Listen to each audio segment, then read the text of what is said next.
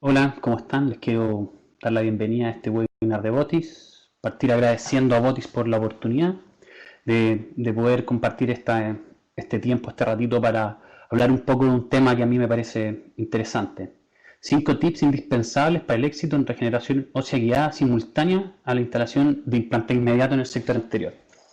Y me gustaría partir diciendo un poco las cosas los 3 lugares donde más desarrollo toda mi actividad clínica profesional: la Universidad San Sebastián, la Universidad de Portales y la Clínica AC, Odontología.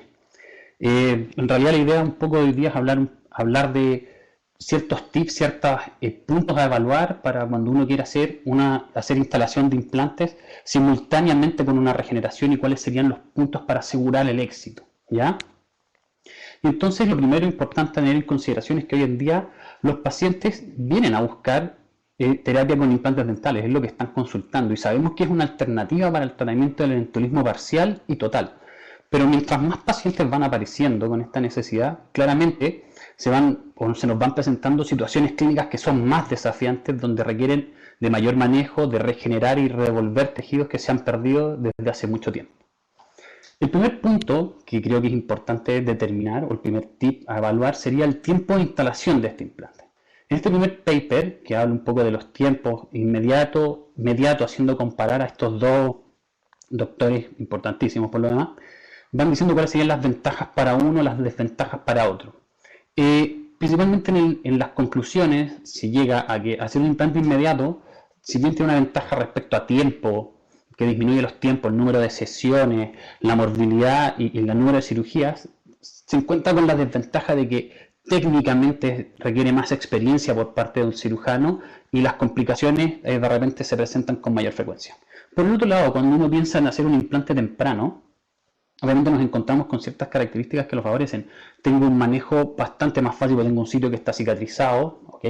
Me voy a encontrar con una mayor cantidad de tejido queratinizado. Si quisiera hacer una regeneración va a ser bastante más fácil poder abordarla, porque voy a tener mayor tejido y al lograr el cierre de esto va a ser más fácil. Además que si presento ciertas patologías puedo permitir que se resuelvan. La desventaja es que claramente requiero más tiempo de tratamiento general, más horas sillón y mayor cantidad de intervenciones, lo cual eso algunas veces es un poco aprensivo para los pacientes. El segundo estudio interesante a revisar tiene que ver con este protocolo de 5 triángulos que uno debería evaluar para hacer un implante inmediato, ¿okay? Siendo el principal, el número 1, la presencia de tabla vestibular. Si yo tengo presencia de tabla vestibular de por lo menos 2 milímetros, que es lo que trata de ver la literatura, puedo pensar en hacer un implante inmediato, ¿okay? El segundo punto a evaluar es si tengo la suficiente disponibilidad en el triángulo apical para lograr la estabilidad primaria de este implante que yo estoy pensando instalar. El tercer punto es el diseño del implante. Obviamente no voy a pensar en un implante cónico, agresivo, que me permita asegurar un mínimo de estabilidad primaria. Después el cuarto triángulo es la necesidad de rellenar ese triángulo o el gap que me va a quedar entre el implante y la tabla vestibular. En general, lo ideal es que si tengo más de 2 milímetros, rellenarlo. Si tengo menos de 2 milímetros de distancia o de gap, podría no hacer el relleno de este. Y por último, el quinto triángulo es determinar cuál es el biotipo. Determinar si este biotipo es un biotipo fino, un fenotipo fino, un fenotipo grueso, y en base a eso determinar la necesidad o no de mejorar este sitio, que sería lo ideal, ¿ya? Por último, quiero mostrar el consenso del IPI, donde me parece que algunas veces, si bien hay mucha literatura que apoya un punto o el otro, deberíamos tratar de basarnos en estas revisiones que realmente nos muestran más cosas. Si vamos viendo los distintos tiempos de instalación y los distintos protocolos de carga, nos podemos dar cuenta que toda la carga convencional, ya sea en cualquier tipo de implante, inmediato, temprano o tardío, está con una validación clínica y científicamente validado, por eso está en color verde, ¿okay? Después tenemos los implantes tipo 1A, o sea, hay carga inmediata con un implante inmediato, y implante inmediato con una carga temprana tienen buena o están documentados clínicamente, pero no están científicamente validados, ¿okay? Y por último, los implantes tempranos con carga inmediata o carga temprana no tienen suficiente evidencia para validar estas técnicas como protocolos para ver los tiempos de instalación.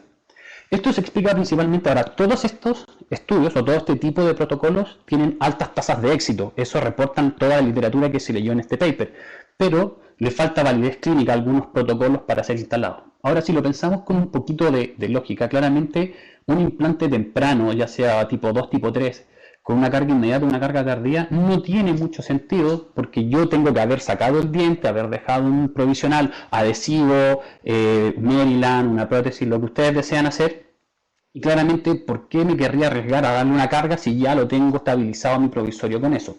Por eso es que no hay tanta literatura al respecto de esas técnicas.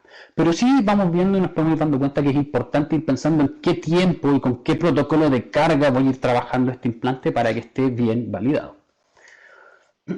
Por eso, perdón, disculpen, vamos a ir viendo que hay que ir evaluando al paciente. O sea, yo tengo este paciente que consulta donde puedo ver que en relación al diente 2.1 en la zona cervical hacia distal se ve alguna característica extraña, un cambio de color, ¿ok? Un paciente post-ortodoncia donde no tengo un fenotipo especialmente grueso, ¿ok? Si vamos acercando veo más este cambio de coloración. Este paciente se presentaba con una reabsorción externa. Cuando le pedimos el combing y hacemos el recorrido del combing nos damos cuenta que presentamos un defecto y una distancia casi de 6 milímetros respecto al límite velocementario a la cresta ósea. O sea, no tengo una cresta ósea tan correcta, por lo tanto, a mi parecer, este no sería un caso indicado para hacer un implante inmediato. Si vamos pensando en los puntos que evaluamos de los 5 triángulos y vamos pensando que no voy a tener una tabla ósea, una tabla vestibular que esté intacta. ¿Okay? Distinto es este caso, donde me encuentro con un fenotipo bastante más grueso, un mayor grosor de tejido queratinizado. Cuando hago el análisis en el combing, la distancia es solo de 3 milímetros y la tabla está bastante más presente, donde yo sí me atrevería tal vez a indicar un implante inmediato en este sector. El segundo punto importante a evaluar claramente es el diseño del colgajo. Hay distintos estudios que van hablando de distintas técnicas, distintas formas. Una de las cosas más importantes cuando yo quiero lograr una buena regeneración es, primero, hacer un diseño previo, saber antes de empezar la cirugía cómo va a ser mi diseño de colgajo. Segundo, poder darle un cierre pasivo, ¿ya? Y hay varias técnicas, como dan las conclusiones de este paper, que tiene que ver con las descargas verticales o hacer periostoplastías para poder liberar o ciertos colgajos que son de espesor parcial, donde yo claramente voy a poder lograr la pasividad. Y obviamente una adecuada planificación prequirúrgica y una técnica quirúrgica adecuada y delicada obviamente va a favorecer que esta regeneración se cumpla de mejor manera. Obviamente, si seguimos analizando ciertos puntos que indicaba este paper, una de sus principales conclusiones, como lo van a ver en todo lo que tenga que ver con su diseño de colgajo, es que tienen que buscar un diseño de colgajo que permita un cierre por primera intención libre de tensión. Y el colgajo va a depender de la técnica, del sitio donde quieran trabajar, obviamente, ¿ya? Dentro de los principales diseños o principios que tenemos que tener es que siempre tenemos que buscar que la base sea amplia para asegurar un aporte vascular, ¿ya? Tener una relación alto-ancho que no exceda 2:1, o sea, 2 veces más ancho que alto. La sutura lograrla con la mínima tensión. Alguna literatura respalda el uso de monofilamentos de 5060 para baja tensión, buena fuerza, buena resistencia tensil y bajo acúmulo de placa bacteriana. Los colgajos, cuando sean de espesor parcial, porque por alguna razón quiera hacer un colgajo de espesor parcial, no debe ser muy delgado para poder asegurar un buen aporte vascular de donde yo voy a reposicionar este colgajo. Y por último, la parte apical de los colgajos, siempre que se pueda, ojalá que sean de espesor total para asegurar un buen aporte vascular y tener una mejor cicatrización. ¿Okay? Y obviamente poder hacer una buena regeneración compensando ciertos defectos y un cierre libre de tensión. Aquí vamos viendo un caso. Este es una de las primeras cirugías que hice.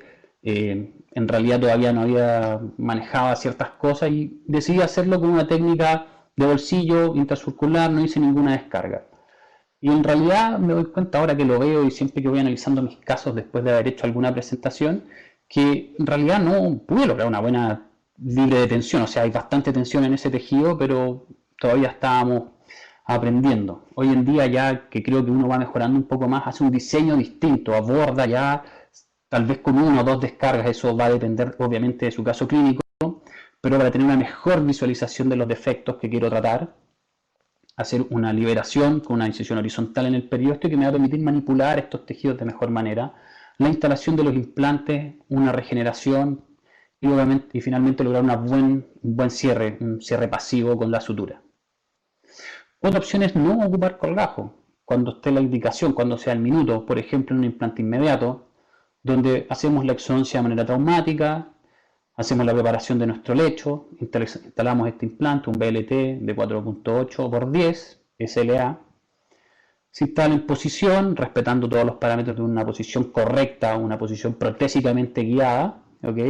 Injertamos el defecto porque obviamente al ser un molar el gap es mayor a 2 milímetros.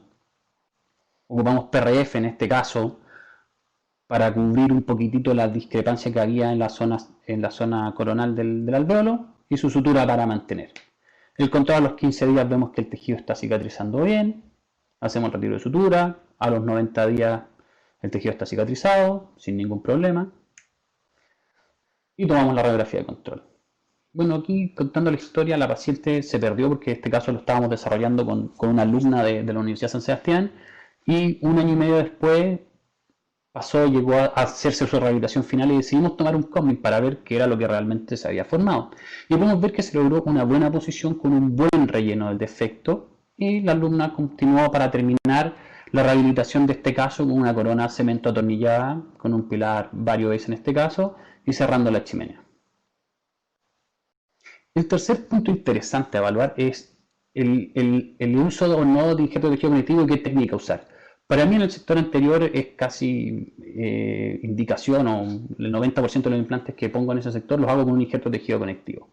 Y hay dos técnicas principalmente, hay varias más, pero las dos más usadas generalmente es la técnica de una sola incisión, donde tomo el espesor del tejido y mantengo epitelio y un poco de conectivo para suturarlo, dejando una sola línea de incisión, o tenemos la opción de tomar un injerto gingival libre y hacer una desepitelización afuera, ¿ya? En realidad esto va un poco a lo que uno sienta cómodo y lo que uno prefiere usar, pero si vamos buscando un poco de literatura podemos darnos cuenta que en realidad el uso de un injerto desepitelizado tiene mejores características histológicas, tiene mayor cantidad de fibras, tiene menor cantidad de glándulas, por lo tanto suele ser, o me encuentro con un tejido que es puramente tejido conectivo. Cuando voy y ocupo la técnica de una sola incisión, generalmente saco un poco más en el espesor, donde tengo un conectivo más laxo y mayor cantidad de glándulas salivales y tejido adiposo. Esta sería una técnica, como les digo, ocupando una sola incisión. Personalmente yo lo encuentro un poco compleja de manejar. Para tomar la cantidad de tejido que quiero me parece un poco más complejo. Dependo también del grosor que tengo de paladar. Si la mucosa no es tan gruesa es un poco más complejo obtener este tejido. Contra la técnica de tomar todo el injerto y desepitelizarlo. Me parece, en mi experiencia, un poquito más fácil de utilizar y la literatura a la vez avala que la calidad de ese tejido es bastante mejor. Aquí va un poco un caso de una conexión de un implante que habíamos puesto. Podemos ver ese pequeño colapso que queríamos compensar, ¿ya? Hacemos la elevación del colgajo, medimos cuánto es lo que necesitamos de tejido, tomamos el tejido. Obviamente en este caso tiene una gran cantidad de tejido adiposo que sacamos extra, no debería haber sido necesario profundizar tanto el bisturí, ¿ok? Y hacemos la limpieza y nos encontramos con este tejido, un tejido de un espesor uniforme, de un tamaño uniforme, que lo que yo quiero que la incisión es del tamaño que es lo que yo quiero sacar. Si quiero sacar 10 milímetros, corto 10 milímetros, necesito cortar más para poder sacar dentro de ese espesor, que sí pasa algunas veces con la técnica de una sola incisión, ¿ok? Ahí lo estamos probando en posición. Una vez suturado, se hizo el provisional y ahí está el control a los 14 días de este contorno, este perfil que logramos generar. El cuarto punto tiene que ver con qué biomateriales voy a usar. Y aquí en esta revisión de aumento horizontal, que va guiado obviamente hacia la regeneración guiada, uno de los primeros puntos que dice es, ok, ¿qué membrana voy a usar? Eso es lo primero que tengo que decir. Tengo membranas no reabsorbibles, tengo membranas reabsorbibles. Hoy en día preferimos usar membranas reabsorbibles sobre las no reabsorbibles porque no requiero hacer la segunda entrada de eliminar esta membrana que no se va a reabsorber. Y si se expone una membrana de colágeno reabsorbible, generalmente va a utilizar más rápido y no voy a tener tantas complicaciones como si me pasaría con una membrana no reabsorbible, donde tengo que eliminarla y perder un poco esta regeneración. Ahora, estas membranas no reabsorbibles tienen sus indicaciones para cierto tipo de defectos, un poquito más extensos, donde yo necesito estabilizar muy bien mi injerto, ¿ok? Pero en general vamos a estar trabajando, y lo que usamos habitualmente son membranas reabsorbibles de origen natural, de colágeno nativo, principalmente son las que tienen los mejores resultados en esta revisión, pero después también se dieron cuenta que ciertas membranas con crosslink también tienen un muy buen desempeño, son más estables y mantienen más tiempo este efecto de barrera. Recordemos que toda la regeneración va basado en este concepto de excluir que se metan las células del epitelio o las células del tejido blando para que puedan llegar las células del tejido óseo y permiten que se regenere este efecto. Por lo tanto, si yo logro que mi membrana mantenga más tiempo este efecto de barrera, se revascularice de buena manera y se mantenga estable, obviamente va a ser favorable, y una membrana con crosslink favorece bastante eso, siendo entre algunas, por ejemplo, la membrana Jason de Bottis y algunas otras que existen. Cuando vamos a hablar de los otros biomateriales que vamos a trabajar, que sería el sustituto óseo o el hueso que queremos usar, tenemos claramente los autoinjertos, que van a ser siempre nuestro gold standard, porque van a ser osteoconductivos, osteoprogenitores y osteoinductores. Pero no siempre es posible porque necesitamos tener una segunda sonadora, hay cierta morbilidad, hay pacientes que son aprensivos y no lo quieren hacer. Para eso tenemos distintos sustitutos como los aloinjertos, donde tenemos que son de la misma especie pero de distinto individuo. Tenemos los seninjertos que son de distintas especies y por último tenemos los aloplásticos que son sintéticos. Dentro de toda esta revisión, lo que está más respaldado en la literatura es el uso de seninjertos que son muy estables, generalmente provenientes de bovino, que se mantienen estables en el tiempo. Hidroxiapatita tiene una estructura similar en su porosidad a como es el hueso humano, se llena de células, se llena de sangre y generalmente se envuelve y se logra generar tejido óseo alrededor de todo este injerto. ¿Okay? Ahí es donde CeraBone cumple un muy buen rol. Aquí podemos ver un poco la estructura de CeraBone, que sería un seninjerto no hidratado, donde podemos ver esta cierta porosidad, esta cierta irregularidad del injerto. Y podemos después ver esta capacidad que tiene, que es súper importante, que es qué tan hidratable es. Miren cómo con poquitas gotas se hidrata todo el injerto que teníamos distribuido. Yo ahora lo hice con suero en este minuto para poder favorecer para poder mostrarlo, pero en realidad lo ideal es hidratarlo con sangre, de manera que tenga toda esa celularidad que yo puedo obtener y los factores de crecimiento presentes en la sangre. Ahí está la manipulación una vez hidratado para llevarlo a la zona que me parece más fácil de manipular. Y tenemos aquí la membrana Jason, que es una membrana de pericardio, bastante fina, súper agradable de manipular, con una muy buena resistencia a la tracción y que se mantiene estable entre 3 a 6 meses de manera increíble.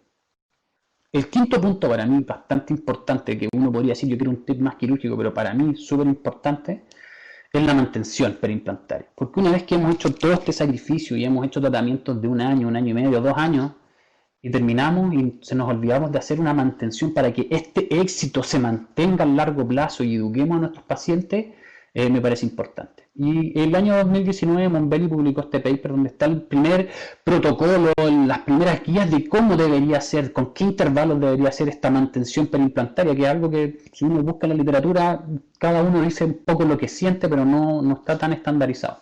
Lo primero es que hay que darse cuenta que hay ciertas medidas que tienen que ser tomadas por el paciente. O sea, yo no sé si a ustedes les ha pasado, pero yo tengo la historia de pacientes que me han dicho ya, pero sácame todo, ponme un implante, porque no me quiero lavar nunca más los dientes. Tratando de explicarle, pero si esto no funciona así, o sea, si yo le hago eso, usted se va a tener que lavar más los dientes, va a estar casi más esclava que antes. Por lo tanto, no sé si es lo más indicado. Y esa educación algunas veces nosotros no lo hacemos. Hay que tratar de evitar que tengan ambientes de riesgo y ciertas factores de riesgo, como sería el tabaco, como sería alguna enfermedad como la diabetes. Después está la parte de los procedimientos realizados obviamente por nosotros, los profesionales de salud, donde vamos a hacer la remoción de la placa supragingival, pulir y eliminar factores que retengan placa. Y por último tenemos como la terapia periodontal o la terapia de soporte propiamente tal, que son intervenciones que están orientadas a la causa, a la fisiopatología, los mecanismos, las secuelas, evitar la movilidad, tratar sacos que sean residuales para que esto se mantenga sano, para que esto se mantenga a largo plazo. ¿Ya? Dentro de esto, claramente, de los puntos importantes para tener una mantención perimplantaria es evitar la gran acumulación de placa bacteriana en dientes y en implantes porque se contaminan, comparten cierta flora que es muy similar. Eliminar, obviamente, que favorecer el control o esta ecología que se podría formar de patógenos y favorecer que sea una microflora un poquito más favorable, o favorable obviamente, y remover las bacterias de los depósitos de dientes e implantes es crucial para evitar que se organice este biofilm y tengamos ya una biopelícula que sea periodontopatógena o perimplantariamente patógena. Faltando como validación clínica de estas herramientas para ver cómo cada cuánto tiempo hago un intervalo, es que en vista de lo que sugiere el doctor Monbelli, es que deberíamos hacer mantención después de haber terminado la primera sesión, nuestra primera terapia con implantes, que sea cada 3 meses durante el primer año. ¿Okay? Y según la situación que tenga este paciente y vaya acudiendo sus mantenciones y cómo se va comportando, iremos determinando si las podemos ir alargando. Ojalá para llegar hasta intervalos de 6 meses, pero nunca ir alargando más de un mes por sesión. O sea, si lo veo 3, después llegó muy bien, de nuevo 3, me parece que volvió a llegar bien, todo lo está controlando, veámonos 4, 5, hasta llegar a vernos 6 cada 6 meses, que sería lo ideal, porque tampoco uno quiere estar viendo cada 3 meses al dentista. Y por último, obviamente, estos pacientes que algunas veces necesitan altos intervalos que sean bastante seguidos, hay que ver cuál es el beneficio, si realmente lo necesita, estoy generando, tengo que hacer terapia, no tengo que hacer terapia, hay que irlo determinando según ciertos casos, porque algunas veces hay factores como que si presenta un sitio con una profundidad aumentada, algunas veces puedo esperar y no estar acortando tan bruscamente los intervalos de mantención por un sitio que sangra o un sitio con profundidad aumentada. Vamos un poco a hablar de ciertos casos respecto a la regeneración. Primer punto, un sector que si uno bien podría decir no es tan anterior, estamos hablando de un premolar, de un primer premolar que todavía lo podríamos considerar que se ve en la sonrisa. Hicimos nuestro diseño de colgajo con una descarga hacia distal, una exodoncia traumática y se planificó la instalación de 3 implantes, uno en el alvéolo y 2 en el vano desdentado. El sitio del molar no lo quisimos injertar, pero claramente podemos darnos cuenta que hay un colapso importante. ¿Ya? Ahí están las exodoncias que hicimos. Aquí podemos ver el paralelismo de los implantes, la posición tridimensional, que obviamente está protésicamente guiado, tratando de que sea favorable para la rehabilitación final. Luego, en el orden de las fotos, podemos ir viendo cómo hicimos la perforación de la cortical para favorecer la vascularización de nuestro injerto. Luego tenemos el injerto en posición. Después pusimos la membrana, en este caso la membrana Jason, adaptándola. Y para poder fijarla de buena manera y que se mantenga estable en este aumento en este injerto que pusimos en esa zona, hicimos una sutura que va y pasa por el periósteo para permitir el anclaje de esta membrana que quede en posición y luego hacer la sutura final de todo el tejido. En el caso 2, ¿ya? Es un caso que realizamos en la universidad con un alumno del diplomado, Cristian Zavala, y lo que se planificó fue un implante nuevamente de un primer premolar, un implante temprano tipo 2, ¿ya? pero con carga inmediata. Más que nada presentando la carga, no era tanto la carga lo que buscábamos, pero queríamos darle una solución estética y favorecer el perfil de emergencia y ir conformando los tejidos. Aquí está la incisión que realizamos, intracircular, supracrestal con una descarga en distal. Yo en general trato de hacer una descarga porque me parece que no comprometo tanto la vascularización, me da una buena visibilidad, un buen manejo del colgajo y generalmente hago las descargas hacia distal siempre y cuando pueda, para que no se vea, si es que me llegara a quedar alguna cicatriz, no se comprometa en la parte estética. Ahí está el fresado, la posición nuevamente protésicamente guiado, hacemos la instalación del implante, la instalación del pilar provisional, la perforación de la cortical, la posición del injerto, la membrana y obviamente se hizo la sutura final y está la radiografía control del implante que pusimos, donde se puede ver dónde está el injerto estable en la zona donde yo quiero que se mantenga y no se me reabsorba para poder mantener esa posición donde puse el implante. En el tercer caso, también es un caso realizado con un alumno del diplomado. En este caso necesitábamos devolver un diente 2.1. Aquí sí pueden ver la descarga y el colgajo un poquito más extenso para dar de esconder aún más esa línea, esa descarga, que no se vea esa incisión, pero levantamos un buen colgajo para tener una buena visibilidad. Hicimos, punto para mí, por ejemplo, algo generalmente de inmediato, la manipulación o la liberación del colgajo, porque muchas veces cuando yo hago la periostoplastia para lograr este cierre libre de tensión, sangra, y si tengo mi injerto puesto y tengo un mayor sangrado, muchas veces me cuesta mantener el injerto en posición, entonces generalmente lo trato de liberar antes, para así que haya dejado de sangrar un poco y trabaje en un campo un poquitito más agradable. Aquí teníamos una guía de posición, hacemos el fresado con esta alumna, ahí tenemos el lecho, perforamos las corticales, como se puede ver en esa zona, la instalación del implante. A mí personalmente me gusta mucho posicionar primero la membrana por palatino, ¿ya?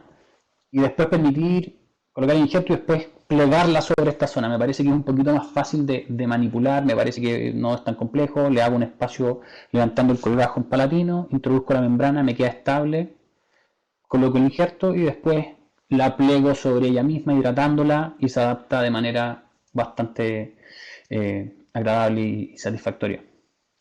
Aquí viene la sutura final, el cierre que hicimos de este caso. En el cuarto caso, es un caso que lo derivaron porque me lo derivaron para evaluar ese implante en esa posición. ¿Qué podíamos hacer? Si se podía mejorar con algún injerto de tejido conectivo. Y bueno, empezamos a hacer el análisis, empezamos a ver realmente un implante que pareciera estar en pésima posición, eso es lo que se ve, ¿ya? Esa era la posición tridimensional que tenía. Este era el cóndil que le habían tomado para evaluar cómo estaba ese sitio. Claramente un implante en mala posición, que no era protésicamente guiado y claramente no nos servía para lograr una buena rehabilitación. ¿Qué fue lo que hicimos? Pensamos igual, como necesitamos hacer una gran regeneración para compensar todos estos tejidos, lo pensé como que fuera un implante, nuevamente un implante temprano, tipo 2. Decidimos hacer la exodoncia, esperar 7-8 semanas, en este caso esperamos 7, y nos encontramos con este sector. Este era un combi, obviamente no íbamos a ver nada nuevo, iba a estar siendo lo mismo que vimos en el combi anterior sin el implante. ¿Okay? Hicimos la simulación de la posición donde queríamos poner el implante y procedimos a la cirugía.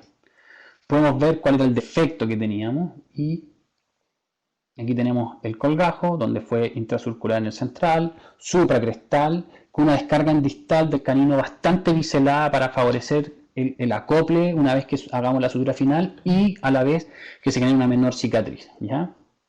Había un gran defecto, este era un caso bastante desafiante. Ahí estaba la última posición de profundidad, la instalación del implante, en este caso usamos un implante de 3,3 por 12, si no me equivoco, 14, SLA Active, donde se puede ver cómo se hidrató con la sangre rápidamente, ¿ya? Ahí está la posición del implante, y como en este caso yo sabía que necesitaba mucha estabilidad y quería mejorar de la mejor manera posible ese contorno, es que decidí tomar un injerto de tejido conectivo, estaba planificado desde un principio, aquí con la técnica que les decía de cómo voy generando este injerto gingival libre de un espesor parejo y luego lo desepitalizo afuera. ¿Okay? Ahí está la incisión, siempre hidratando para que mi hoja pueda cortar de mejor manera, aprovechando el filo al máximo. ¿Okay? Una vez que ya preparé todo el espesor, se conecta la línea más apical, porque es la zona donde más va a empezar a sangrar, para tomar mi injerto que va a ser de un espesor parejo en todo su grosor, en toda su extensión. ¿Okay? Aquí está una foto del injerto que conseguimos. Si lo comparamos con el primero que les mostré, se pueden dar cuenta que aquí, obviamente, mi técnica estuvo mejor porque tengo menor cantidad de tejido grasa o glándulas, se ve casi puro tejido conectivo, grueso, denso, de hecho casi ni sangró el sitio una vez que lo terminé, que lo suturé. Aquí pueden ver cómo le vamos sacando el epitelio, obviamente hidratando y con la hoja de bisturí. Y si yo voy mirando, me voy dando cuenta que va cambiando el color y que pasa de una superficie brillante a una superficie opaca, a una superficie un poquito más clara, y con eso sé que ya saqué todo el epitelio. Una vez que eliminé todo el epitelio, me encuentro con este injerto de 9 milímetros de largo por 4 milímetros de alto, ¿okay? De una muy buena manipulación, muy fácil de suturar, muy agradable. Lo suturamos y lo fijamos obviamente a la cara interna del colgajo vestibular. Hicimos la perforación de la cortical para favorecer la vascularización de nuestro injerto. Colocamos Cerabond, colocamos nuestra membrana Jason adaptada. Aquí tengo que indicar que si bien no es una indicación poner una doble membrana con la Jason porque una sola capa permite, como me sobró membrana, decidí igual hacer una técnica de doble membrana para mantener más estabilidad de esta gran regeneración para favorecer que se generara una buena regeneración en ese sitio. Obviamente hice mi sutura a periósteo para anclar esta membrana y mantenerla en posición y que no se moviera. Si logran ver dónde está la pinza, se ve dónde está el injerto fijo, bastante en cervical, ¿ok? Y generamos nuestro cierre final. Pasamos posteriormente a la instalación del provisorio, la paciente se va, vuelve 7 días después y nos encontramos con, perdón, este es su control radiográfico, y nos encontramos 7 días después con esta cicatrización.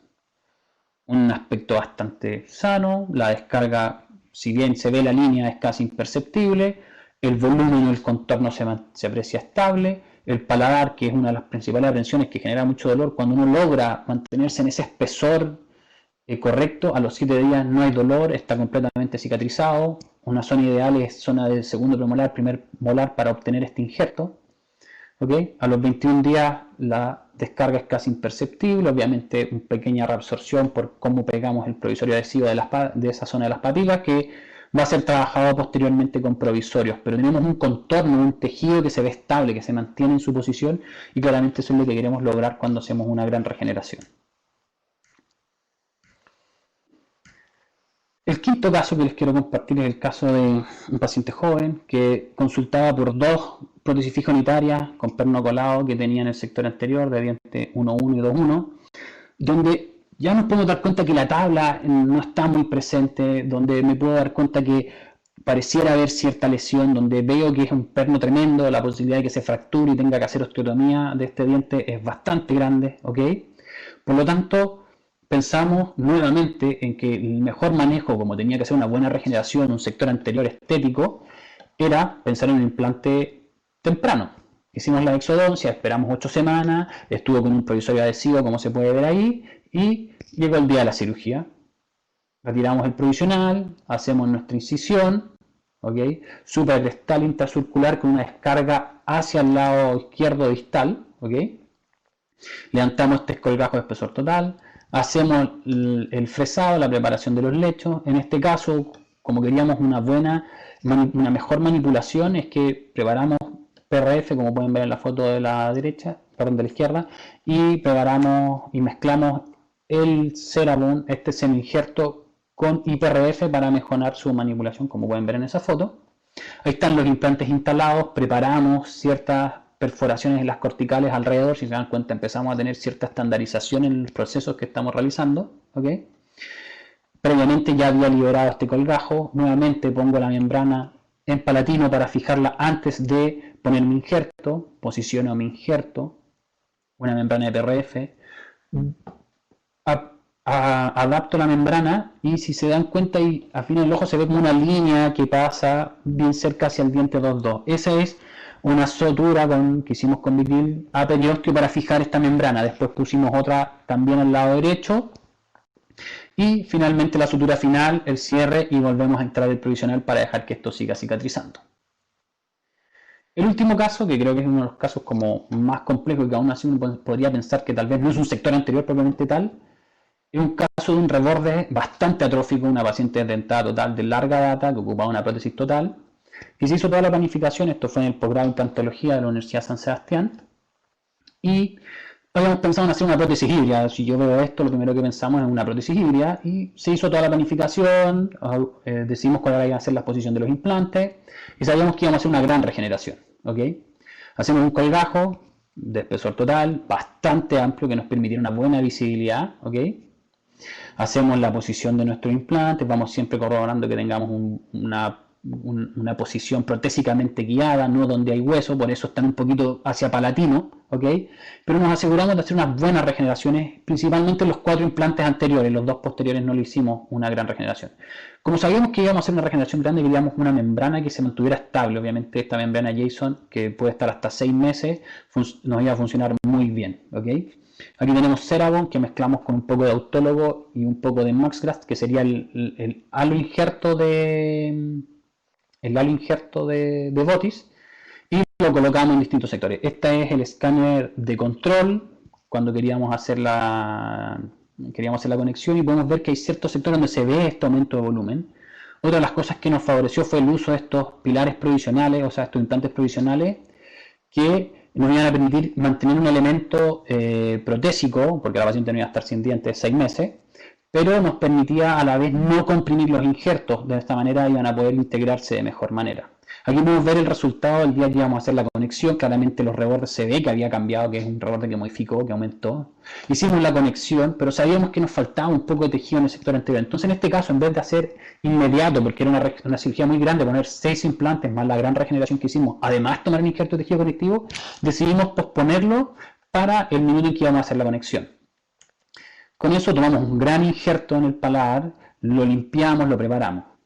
y después fuimos exponiendo ciertos sitios, y esta foto me gusta porque logramos ver cómo está el Ceramon estable y todavía está cubierto con una membrana Jason. Aquí habían pasado 5 meses de esta cirugía, y podemos ver cómo han pasado 5 meses y esto sigue estando estable, sigue estando la membrana ahí, todavía la puedo detectar. ¿Ok? Hay otra foto. Y este sería el resultado final después de haber hecho la conexión, haber puesto nuestro injerto en el sector anterior y haber dejado el resto de los pilares. Al día siguiente, control porque necesitaban ajustar por última vez la prótesis que no había logrado quedar bien. Y después de esto, tomamos una radiografía de control y nos dimos cuenta que en realidad a la cicatrización había quedado bastante tejido para trabajar. Entonces decidimos que podíamos tal vez hacer una provisionalización y dar de esculpir un poco el tejido. ¿Ya? Fuimos trabajando, adaptando y haciendo provisionales de todo este sector para ir esculpiendo el tejido y ir generando los perfiles de emergencia que nosotros queríamos. ¿Okay? Podemos ver la gran regeneración, la estabilidad del tejido. Aquí ya vamos en 1 año y medio de tratamiento y podemos ver que está funcionando todo súper bien.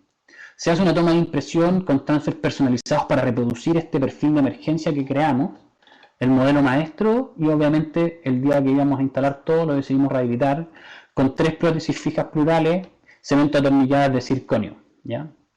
Estas son las emergencias de los implantes que me parece que están bastante bien, pensando que en un principio pensamos que era una híbrida, tal vez algunos puntitos que mejorar, pero en general un resultado bastante adecuado.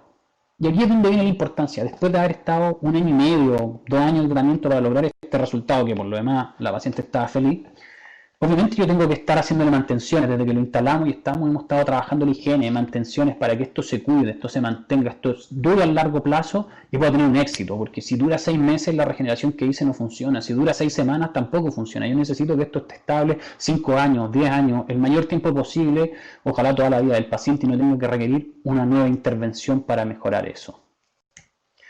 Muchas gracias, vuelvo a mostrarles las principales partes donde trabajo, la Universidad de San Sebastián, la Universidad de Portales, invitarlos a la ITI de la sección de Chile. Cualquier duda, pregunta, ahí está mi correo por si me desean escribir. Muchas gracias. Ya, Josefina, respecto al crosslink, sí, existe el crosslink químico y existe el crosslink que viene propiamente tal. La membrana JSON tiene un crosslink que es natural, o sea, naturalmente esa membrana tiene crosslink en su composición desde siempre. Si tuvieras una microfotografía podrías ver cómo se va cruzando ciertas fibras de colágeno de un grosor a otro. Entonces no suele generar tanto esta reacción inflamatoria. Hay otras donde sí lo hacen químicamente y claro, genera esa respuesta inflamatoria, pero la membrana JSON no la tiene, es natural. Es parte es parte de la misma composición del tejido de donde viene. Ya, María Isabel, sobre la zona palatina, si es que dejo alguna placa de contención, en general, mira, la primera foto donde les mostré ese largo injerto súper profundo, en general duele. Así que yo algunas veces dejo o un mucoderm o dejo gelita, o esponja hemostática, se llama en algunas otras partes, y eso permite que cicatrice un poquito mejor. Pero en general, en el último caso que les mostré, ese del implante con esa gran regeneración, cuando es muy superficial, en verdad uno pone un punto de sutura y no les va a doler porque casi ni sangra.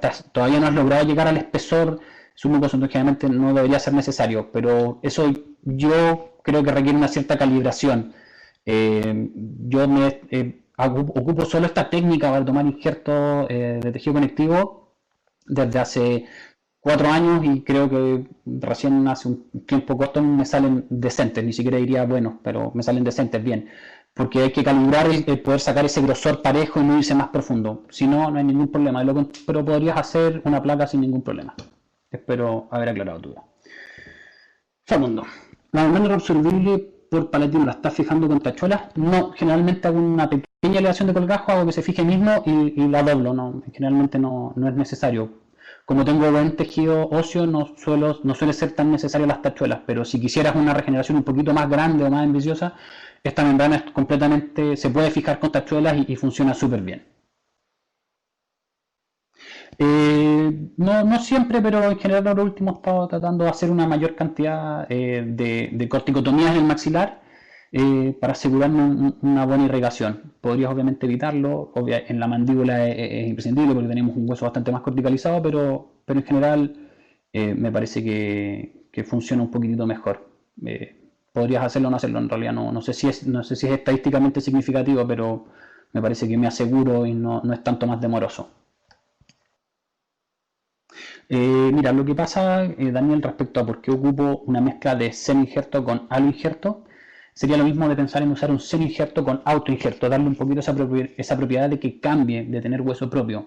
Porque el semi-injerto es muy estable dimensionalmente, sobre todo este que es un injerto casi una hidroxiapatita pura en un 100%, que es muy estable y que no se reabsorbe. Al final como que se envuelve, funciona muy bien como un andamiaje y se envuelve por tejido óseo, pero sigue estando la hidroxiapatita. Si yo pongo al injerto, le permito que se pueda formar una mayor cantidad de tejido óseo propio. Y entonces esa es la única, esa es la razón por la que lo ocupo, para mejorar un poquitito el recambio y que sea un poco más hueso nativo el que se forme o hueso propio del paciente. Alejandro, consulta, ¿por qué la decisión de prótesis fija y no una prótesis híbrida? Es que principalmente porque si quería hacer una prótesis híbrida requeríamos que tuviera un flanco. Ese flanco obviamente iba a comprometer la higiene, la mantención, que la paciente pueda tener un autocuidado.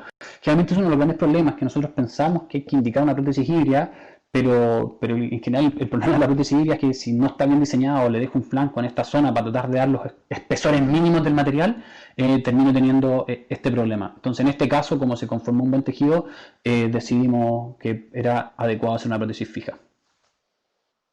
Ya, respecto a la última prótesis, ¿qué prótesis era? Mira, la paciente tenía como una prótesis total, sin flanco, y en realidad lo que hacemos es que tenía dos en los implantes posteriores, como tenía mayor altura, o sea, en los dos implantes provisionales posteriores, tenía más altura y ocupaba una bolita, igual que el sistema bola-tache de retención, y en el sector anterior, como eran más bien dientes de ajuste, pusimos como un pilar cementado. Por lo tanto, en el anterior estaba cementado y en posterior era sistema de retención con gomita, un bola-tache.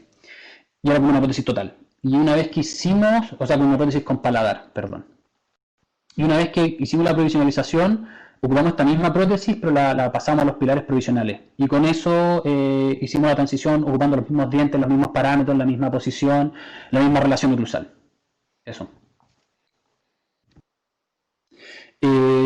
Igor, sí que podría ser una opción haber hecho un split, sí, o osificar también, pero el problema es que para que protésicamente quedaran bien esos implantes, tenías que estar en esa zona de palatino. Si te das cuenta, yo los puse bastante palatinizados y lo que tenía que tratar de injertar era principalmente palatino, para darle una posición que fuera protésicamente guiada. Y en ese sentido me pareció que iba a funcionar mejor la regeneración ósea guiada por sobre hacer un split o una osificación.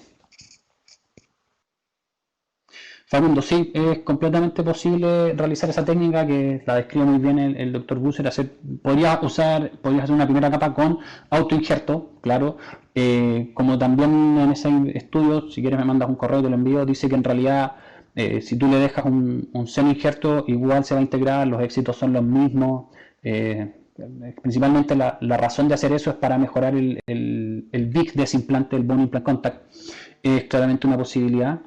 Pero en general podrías hacerlo, como digo, respecto al paper de los biomateriales, podrías hacerlo solo con semi-injerto y va a funcionar igual bien. O hacer el mix. Con el injerto también es una opción, no habría problemas. Primero una capa de injerto y después sobre ese la capa de semi-injerto, que obviamente va a funcionar similar.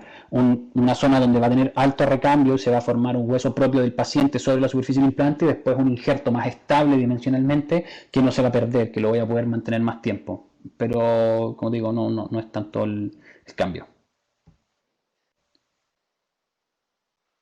¿Qué sutura y número utilizo para fijar la membrana? En general, cuando voy a hacer sutura al periósteo, ocupo Vicryl 6.0. Generalmente yo suturo casi todo lo que puedo suturar con 6.0, ya sea monofilamento o Vicryl. Y en algunos casos, para algunas situaciones puntuales, ocupo 7.0 para fijar injertos, pero en este caso 6.0 anda súper bien, no hay ningún problema. No, Eduardo, el injerto de tejido conectivo no lo fijo al periósteo, lo fijo a la misma capa. O sea, lo que hago es entro desde vestibular de mi colgajo, después tomo el injerto, me devuelvo por el otro lado del injerto y paso desde conectivo hacia epitelio y hago un nudo afuera. Y con eso lo fijo, ¿ok? La sutura periósteo generalmente la hago para fijar la membrana de colágeno, que esa va en el periósteo apical. pero que se haya aclarado. Muchas gracias. Ya, Renato, sobre por qué ferulizamos esos dos por un... O sea, es que ahí está el corte, después se ferulizó y salió toda la estructura completa, eso es lo primero. Porque obviamente dar pasividad para que salgan todos los pilares, para que salgan todos en el mismo tiempo no es tan fácil. Entonces, tú ahí viste el corte, el corte para liberar tensión, para volver a ferulizar, por si acaso. Pero era para mostrar esa imagen donde se veía la personalización de los transfers. Pero obviamente vamos a sacar todos los transfers ferulizados completos en la impresión. Pero hay que ir liberando las tensiones. Si sutura no sería interesante fijar la membrana con la sutura al periósteo y no una compresión con la sutura para fijar dicha membrana.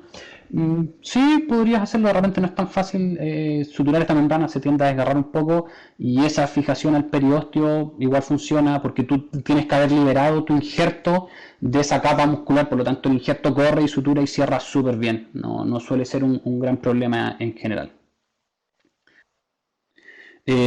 Josefina, respecto al implante inmediato, si es que puedo algunas veces tiendo a dejar un hemostático, una gelita, una esponja hemostática sobre ese sitio, dependiendo si dejé un pilar de cicatrización o no, depende, pero en general dejo eso, una esponja hemostática.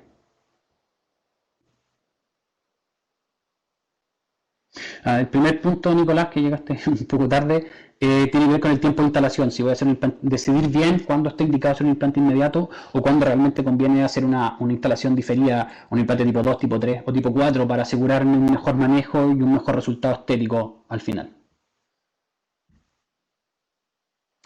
Ya, respecto a la evidencia que está también en ese paper, los va clasificando en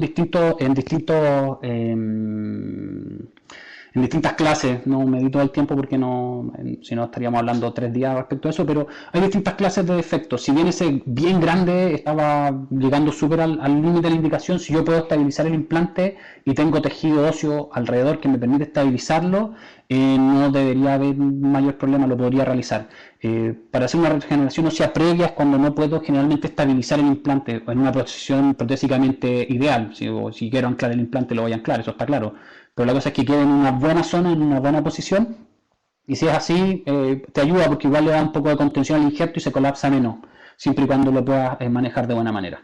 Pero no estaría mal pensarlo, depende del tipo de defecto o la forma del defecto. Si tengo un defecto que, si bien es grande, pero es un poquito más cóncavo, que favorece la acumulación que pueda contener el injerto, podría funcionar. Claro, mira, Facundo, respecto a esos implantes, como te digo, a mí una de las principales decisiones es que cuando voy a hacer un implante inmediato requiero hacer una muy buena limpieza del sitio y era un implante que uno de los problemas que tenía es que tenía una espiga colada de larga data con fractura que no sabía exactamente cuánto me iba a costar la exodoncia, si iba a tener o no iba a tener una tabla adecuada, basándonos en los papers del principio, obviamente es mejor tener tabla.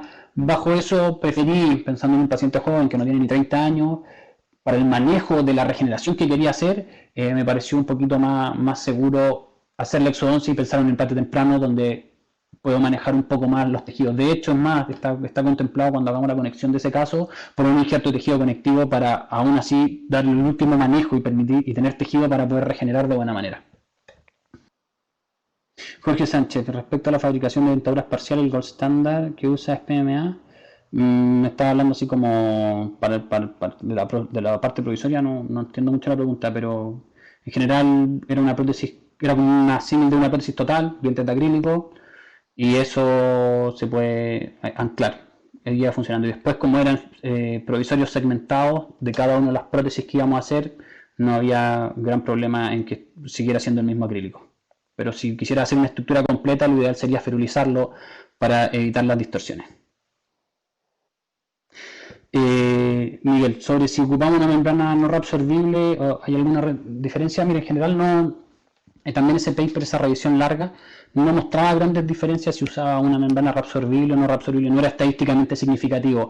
Entendiendo que una membrana reabsorbible tiene de repente un poquito más difícil de manejar, pero hay ciertos casos donde se indica usar una membrana no reabsorbible. O sea, si tuviera que hacer una regeneración muy grande donde requiero estabilizar un poco más este tejido o esta regeneración, una membrana reabsorbible con un refuerzo de titanio también estaría súper indicado, y el paper lo dice. No te lo puedo mandar, mándame un correo y te envío el paper para que lo leas, pero pero en general no hay una diferencia significativa si ocupas una u otra. Yo creo que depende más que nada de qué tan bien puedes estabilizar tu membrana y qué tan estable puede quedar ese tejido. Entonces, si de cualquier manera lo puedes estabilizar, vas a lograr algo bueno de todas maneras. Al colocar un implante inmediato con esta acción, la colocación de injerto y membrana para asegurar la regeneración, ¿es útil también la colocación de injerto de tejido conectivo? Irving, sí, lo puedes hacer y en realidad es en el sector anterior ideal para poder compensar un poco lo que podría generar este manejo o este déficit. Mira, son 1000 puntos que uno podría estar evaluando, uno podría estar viendo. Principalmente, yo creo que es ideal poner un injerto en ese mismo minuto para ayudarlo en un implante inmediato. Si voy a hacer un abordaje temprano, tipo 2, tipo 3 o tipo 4, no es necesario hacerlo inmediato, pues depende de qué tan grande o qué tanto puedas manejar los tejidos. Algunas veces yo lo dejo diferido para posterior a la conexión, para saber si realmente lo necesito o no. Lo trabajo un poco así. Me parece que... como que... esto se multiplica todo el tiempo. Pero no veo más preguntas, me parece. Ya. Pereira. ¿La membrana IPRF puede reemplazar a la membrana en una única pieza dentaria? No, que son membranas distintas. O sea, una membrana IPRF va a funcionar como una membrana autóloga que tiene factores de crecimiento, que va a favorecer la cicatrización de los tejidos blandos. Eso. Pero cuando yo estoy usando una membrana de colágeno, estoy buscando un efecto exclusivo, excluir ciertos tipos celulares, principalmente las células de fibroblastos y células epiteliales, para que no invadan y no se me forme un tejido fibroso en esta zona que quiero que se forme tejido óseo. Por lo tanto, no reemplazaría de ninguna manera a la membrana. La pongo simplemente para favorecer la cicatrización del tejido blando, principalmente eso.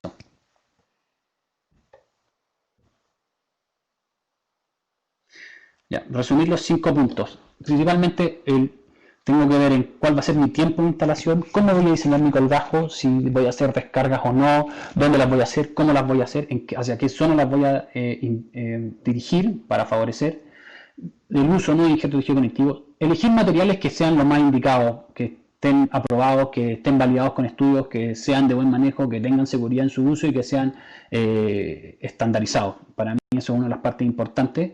Y por último, hacer una buena mantención posterior a todo este tratamiento para mantenerlo en el largo plazo. Para mí esos son los 5 tips indispensables para que una regeneración funcione de buena manera. Obviamente en el diseño de colgajo principalmente lograr un buen cierre primario libre de tensión.